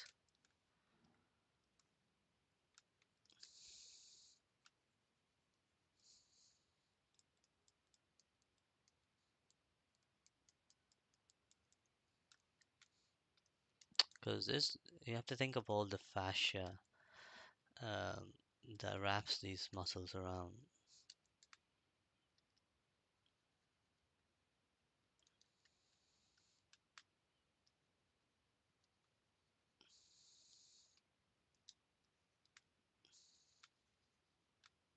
So yeah, just gonna tame it down a bit. So it still looks like it's got all that definition,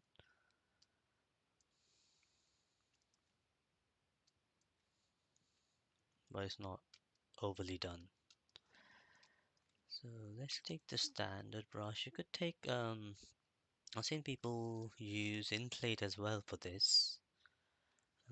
Let's try that.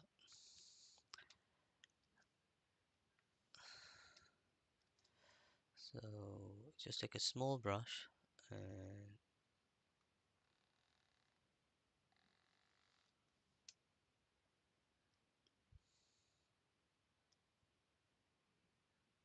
so it actually comes from under here, the vein, but you won't see it all the way there. Start to see from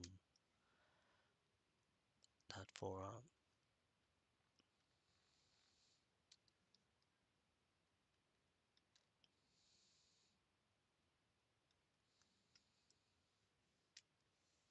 I went up to 6 now.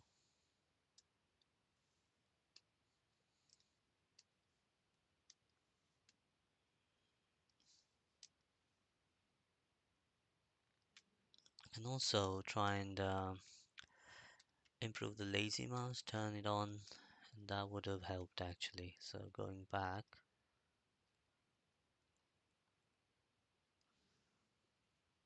just hit Control Z a couple times.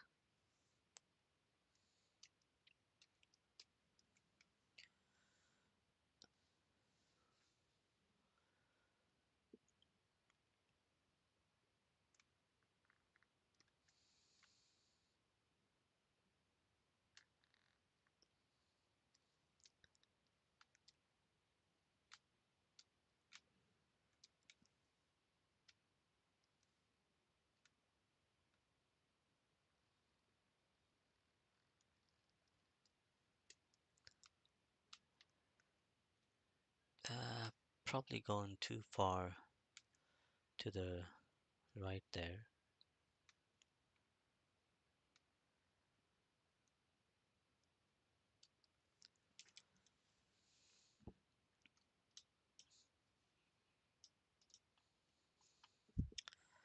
So there, that's it's a little vein, but there's also from here it branches out, right? So you do that, and from here it goes.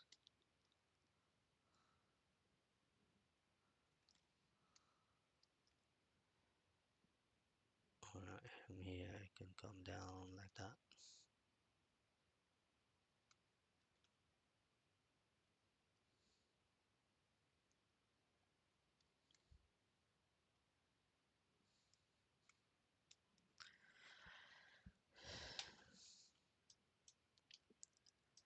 I'm gonna have to look at a few more references for the exact vein.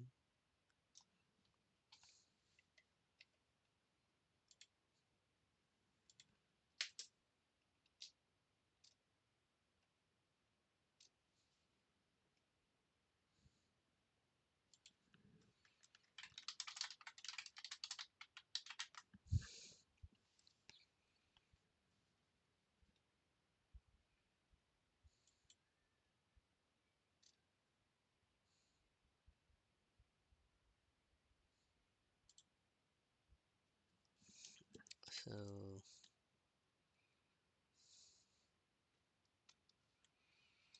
looks like this goes into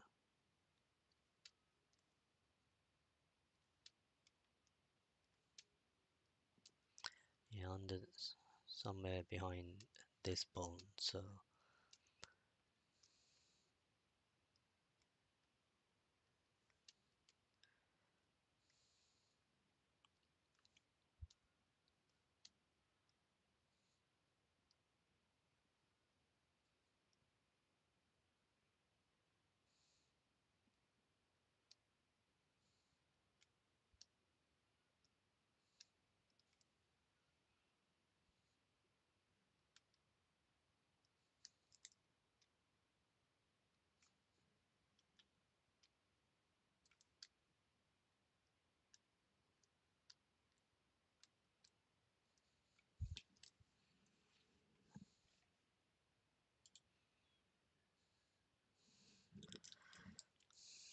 let's see, for the back leg,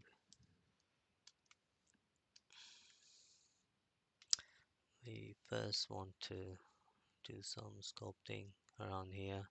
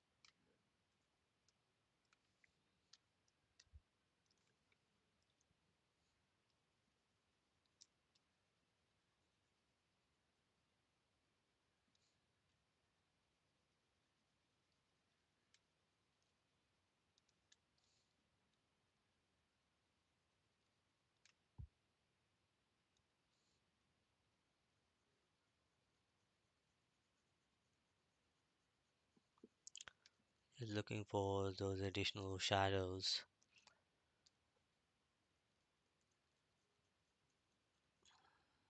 some clarity around how these wrap around the muscles.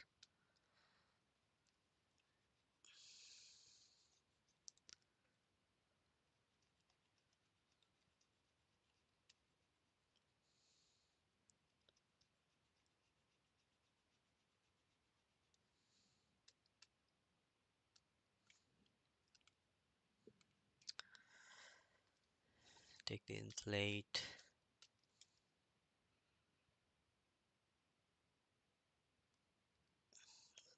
The vein comes from somewhere here. Oops, too big.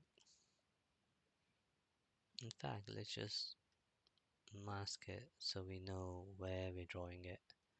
So it comes, starts to be visible at about here.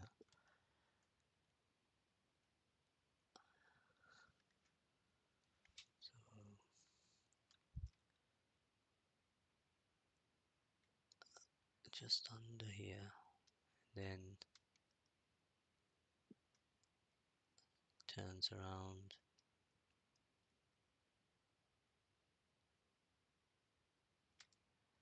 And as it comes down here, just goes back, right? So if I invert that, that's what we have.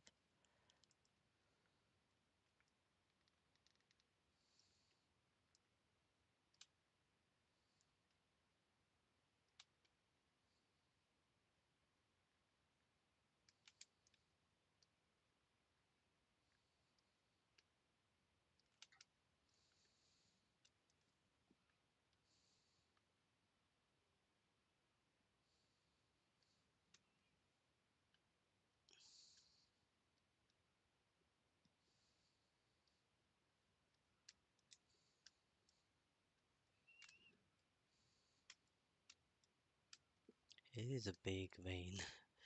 I don't like it. Let's undo it. So now I'm going to refine the mask even better.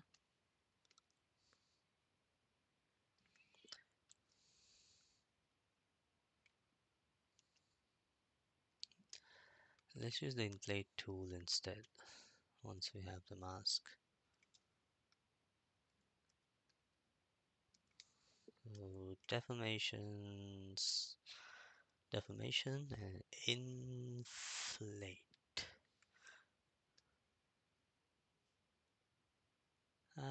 Oh, that's what it does.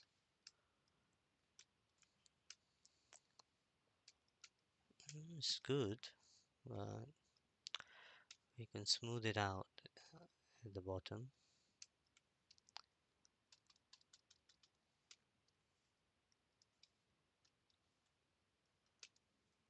And there. Not not too shabby.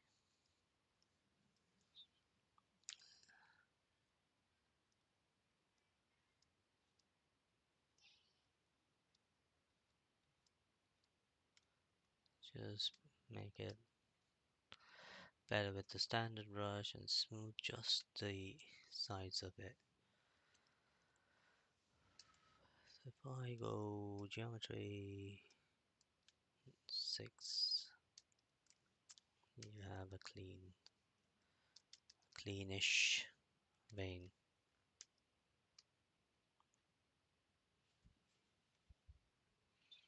Is this inside part which I'm not really convinced. Taking standard, if I say dig in,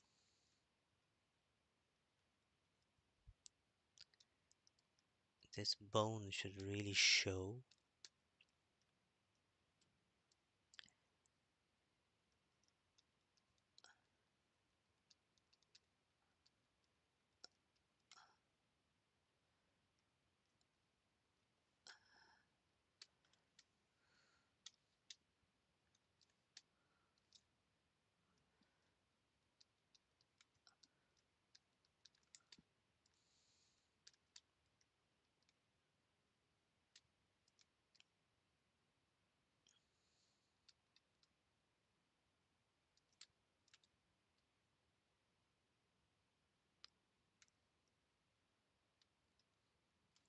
Don't do it at 6. Never at 6. Yeah, the highest level, it's best to smooth it out. You want to create it somewhere mid level like that for forms.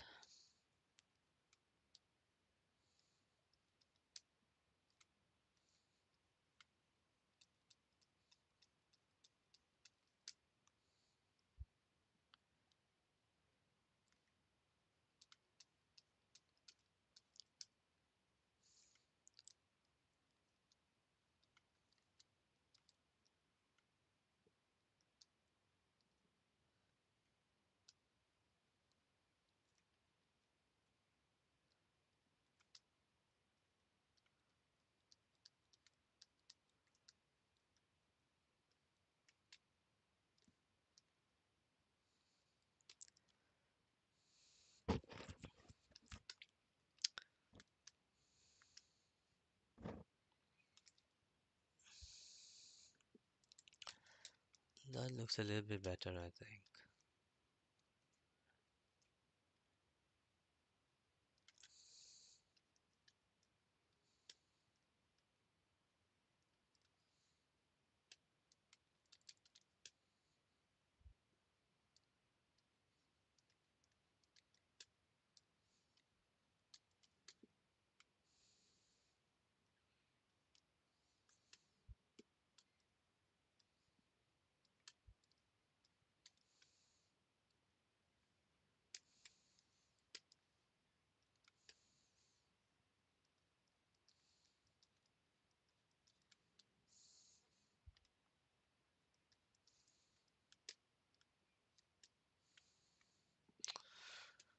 Okay, let's see. Yeah, you see that it's got to look that skinny, so you see the bones. So when it walks, yeah, it really makes some difference. And it's like that. Yeah, definitely like this one better. And I really don't want to go too deep. I mean, we do have these veins now, and they will look really good. And the overall shape of the muscles, they are also quite visible. Maybe this area here is a little overkill. You see how much of a plane change is happening. If I could just smooth that out with some sculpting, not at 6, it's up to 4.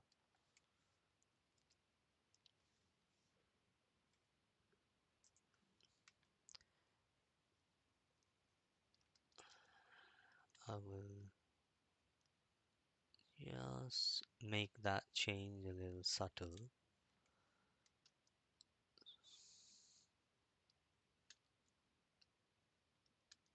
We can always sculpt back if required, but I just have a feeling that is too much.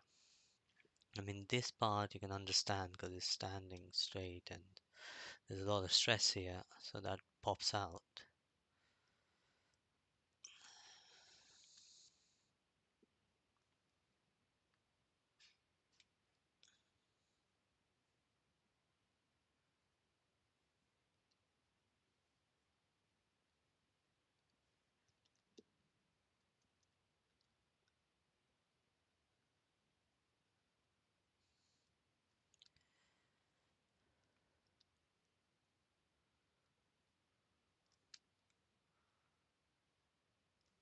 Just subtle changes there. Alright, how does that look? Hmm. I also noticed his feet are not exactly on the ground. Like, I think here it's a bit tilted, whereas here it's tilted the other way. And if I actually dropped in a plane, say append plane 3D, and don't know where it is,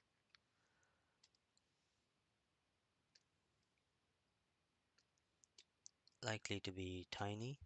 Yeah, somewhere there. So let's scale deformation, say size,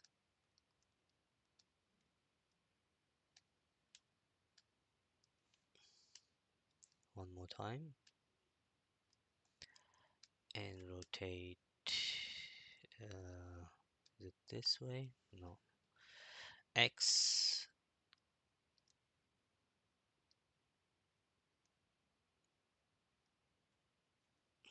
Just put a value of 90 and move it down.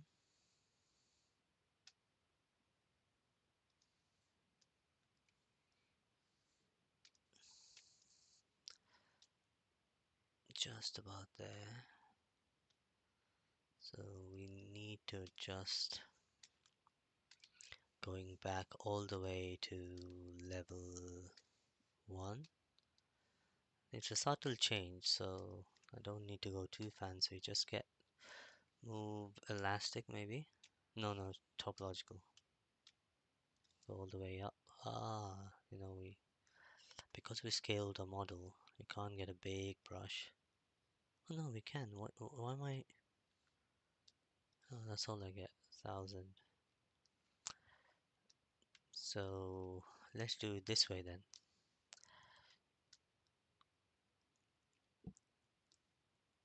So mask off that bit, reset, and maybe scale a little bit, and also take topological just for the fingers individually.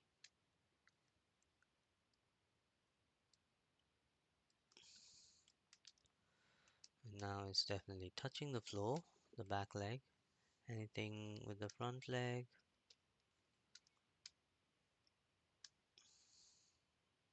I'm going to do display properties and say double so I can see what's happening. Oh, I can't see under. What's that all about? I thought if I... Oh, that's because I need to apply for the subtool. Double. Yeah, we'd see more of the front legs, not enough of the back. So what does that mean? Do we bring the back leg down? Maybe because we swear by where the front leg is. So we make the back leg conform to the front.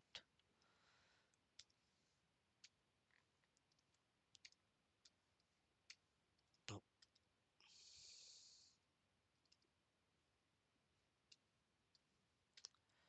geometry, the subtool, come back here. What's happening? Oh, there, finally.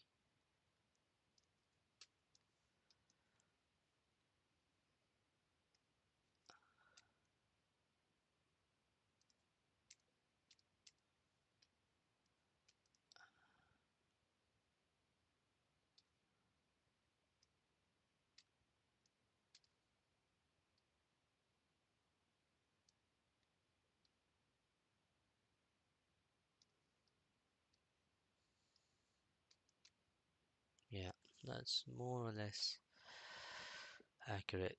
There are other ways you can get around this problem, but we did something. So I'm happy with what we have at the moment. Right, geometry, go to full high res, just so we can end the stream by looking at our progress.